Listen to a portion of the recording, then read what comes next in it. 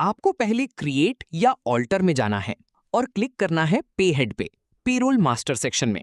Payroll का अगर feature enable है तो, अगर नहीं तो F11 से इनेबल करें।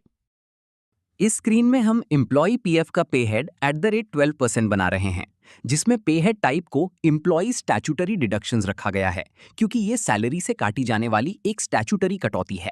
स्टैट्यूटरी पे टाइप पीएफ अकाउंट नंबर 1 चुना गया है, ताकि इसे प्रोविडेंट फंड से जोड़ा जा सके। इसे करंट लायबिलिटीज के अंतर्गत रखा गया है, क्योंकि ये रकम बाद में जमा करनी होती है।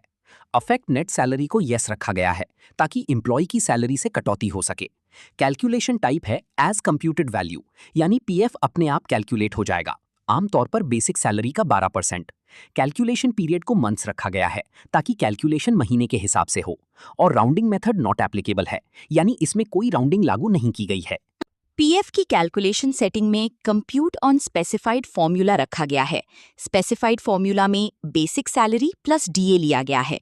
इफेक्टिव फ्रॉम 1 अप्रैल 26 सेट है और स्लैब टाइप परसेंटेज 12% रखा गया है, यानी बेसिक प्लस डीए का 12% हर महीने पीएफ के रूप में डिडक्ट होगा।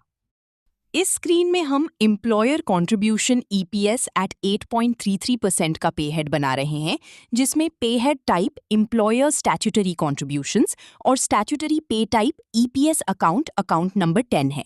इसे इनडायरेक्ट एक्सपेंसेस के अंडर रखा गया है, क्योंकि ये कंपनी का एक्सपेंस होता है। इफेक्ट नेट सैलरी नो है, यानी एम्प्लॉय की सैलरी पर कोई असर नहीं पड़ेगा। और calculation type as computed value के साथ कैलकुलेशन पीरियड मंथ्स रखा गया है। कंप्यूटेशन इन्फॉर्मेशन में कंप्यूट ऑन स्पेसिफाइड फॉर्मूला रखा गया है और formula basic salary plus DA लिया गया है। इफेक्टिव फ्रॉम 1 अप्रैल 2026 से लागू है। यहाँ स्लैब डिफाइन किया गया है, जिसमें 15,000 तक की सैलरी पर 8.33% ईपीएस कैलकुलेट होगा और मैक्सिमम लिमिट 1250 तक लिमिटेड रहेगी, यानी चाहे सैलरी ज्यादा हो, ईपीएस कॉन्ट्रीब्यूशन 1250 से ज्यादा नहीं होगा।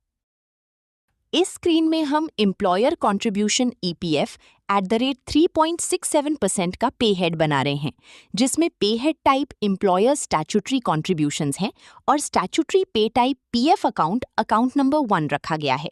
इसे इनडायरेक्ट एक्सपेंसेस के अंडर रखा गया है, क्योंकि ये कंपनी का एक्सपेंस होता है।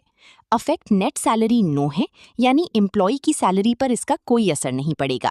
Calculation type as computed value और कैलकुलेशन पीरियड मंथ्स है।